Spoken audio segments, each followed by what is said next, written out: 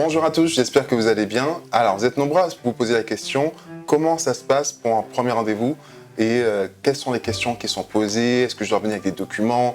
Est-ce qu'on va me vendre un produit? Et pour répondre à ce genre de questions, c'est vrai que j'ai convié Sabrina à s'apprêter à cet exercice pour vous expliquer comment ça se passe réellement en scénario au premier rendez-vous pour développer son patrimoine.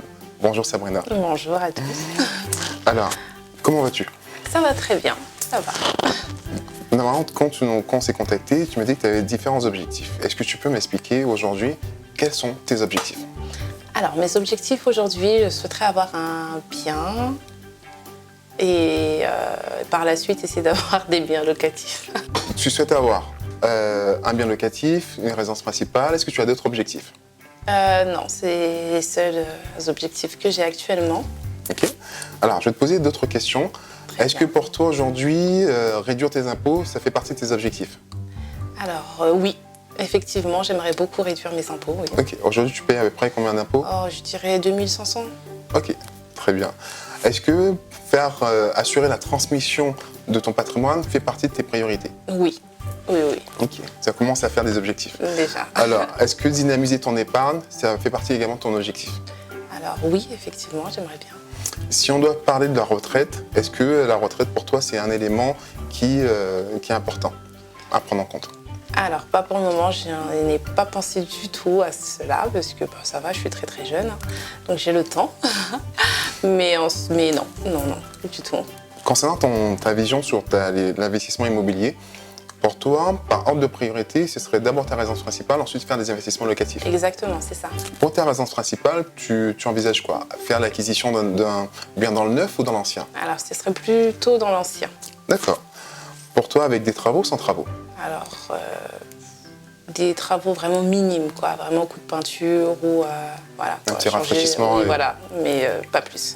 Très bien. L'investissement locatif, pour toi, tu vois les choses comment? C'est pour te créer un parc immobilier, pour pouvoir réduire tes impôts, avoir des revenus complémentaires, ou un peu tout ça en même temps? C'est les trois en même temps, ça serait parfait, le jackpot. Ok, très bien. Moi, mon travail, c'est vraiment de me caler à ta vision des choses. Concernant la dynamisation de ton épargne, aujourd'hui, pour toi, dynamiser l'épargne, c'est quoi?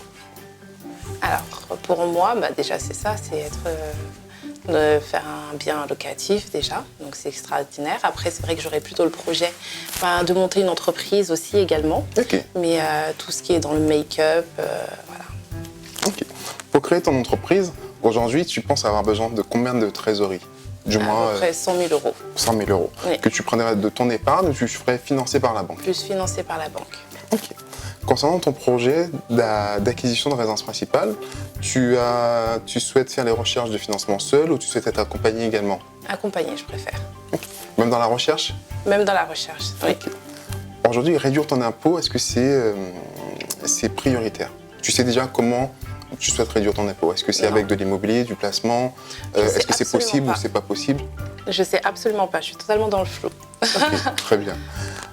Cette notion de retraite, l'âge légal minimum, c'est à peu près 62 ans. Aujourd'hui, pour toi, ton départ à la retraite, comment tu envisages les choses? C'est qu'à partir de la retraite, à quel âge, idéalement? Idéalement, À demain, mais oui, parce que il y a le temps. Mais je dirais oui, quand ça sera l'âge, quoi, quand j'aurai l'âge de partir à la retraite. ok. Après, je me vois sous les cocotiers.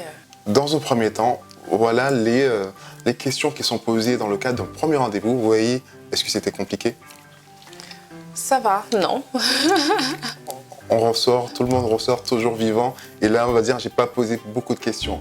C'est en général, avant de se lancer dans la partie purement patrimoniale, c'est très important de mettre en place ses objectifs.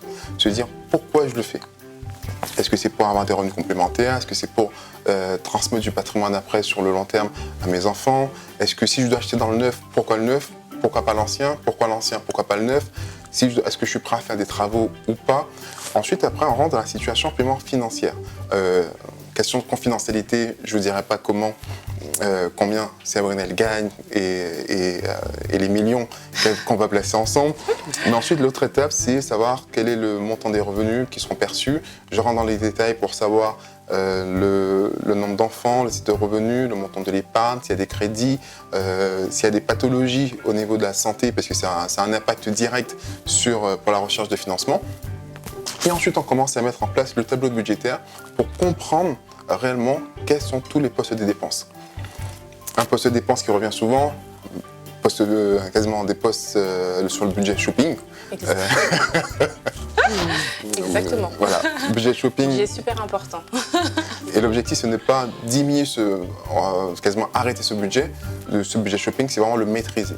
En se disant, si je maîtrise tous mes postes de dépenses, là, je vais pouvoir savoir combien de trésorerie mensuelle je peux dégager. Et là, on va commencer à mettre en place une stratégie. Pour réduire les impôts, non, d'abord pour faire l'acquisition de ta résidence principale. De deux, pour commencer à dynamiser ton épargne, savoir combien d'argent il te reste chaque mois et quelle est la marge de manœuvre. Ensuite, cette notion de retraite.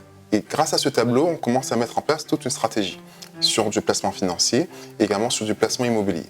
Et une fois qu'on a l'ensemble, voilà, on se rejoint dans quelques années avec ton entreprise qui sera florissante. Et comme j'accompagne les chefs d'entreprise, alors je serai présent à demeure pour t'accompagner. J'espère que pour vous, tout était clair. Est-ce que tu as des questions, Sabrina? Alors, pas pour le moment. Très bien. En tout cas, merci à tous. À très bientôt. Et si vous avez des questions, n'hésitez pas. Comme vous le savez, posez-les-moi et je ferai en sorte de répondre assez rapidement. Merci.